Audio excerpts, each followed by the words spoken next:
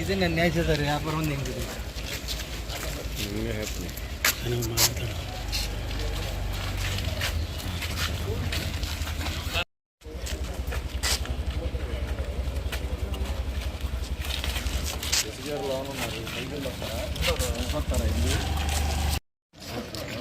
నేను కాంగ్రెస్లో ఎప్పుడు వచ్చాను కదా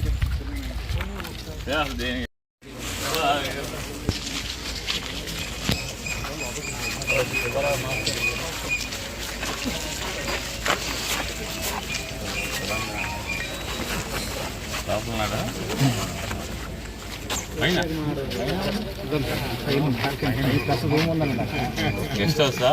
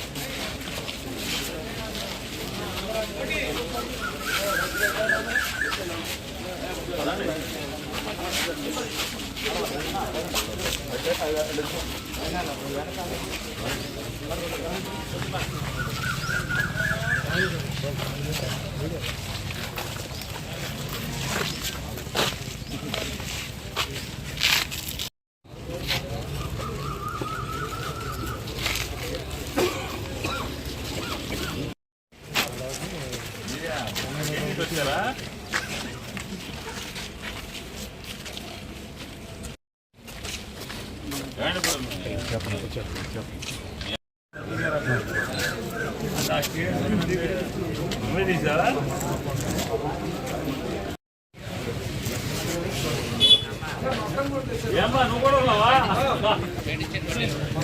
చాలా మంది ఉన్నారైతే లోపల.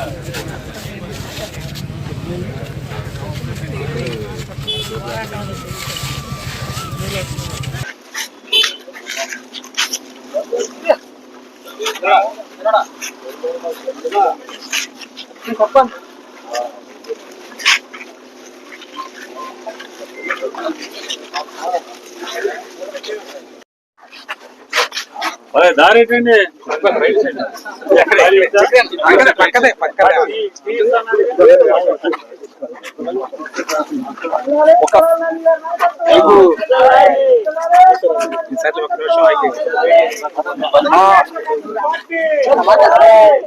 కానూరు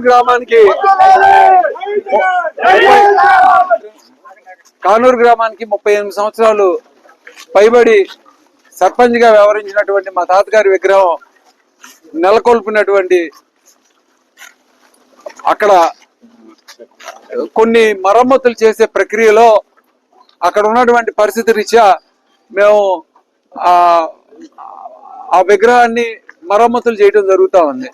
మరి ఇదే తనువుగా గ్రామంలో ప్రశాంతంగా ఉన్నటువంటి గ్రామాల్లో అతను ఒక విధ్వంసకాండ సృష్టించాలి, తద్వారా లబ్ధి పొందాలనేటువంటి ఆలోచనతో కుయుక్తులు పొంది ఒక 40-50 బళ్ళు వేసుకొచ్చి ఒక ఊరేముగా వచ్చి ఒక దమనకాండకి మరి ఆయన పాల్పడినటువంటి విధానం.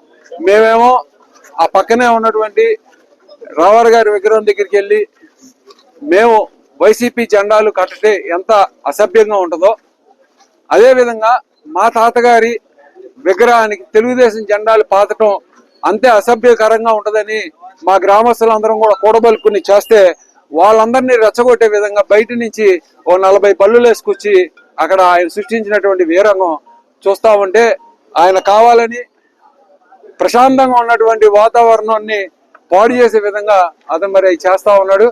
మరి మేము ఎంత శాంతియుతంగా ఉన్నా కూడా ప్రివెంటివ్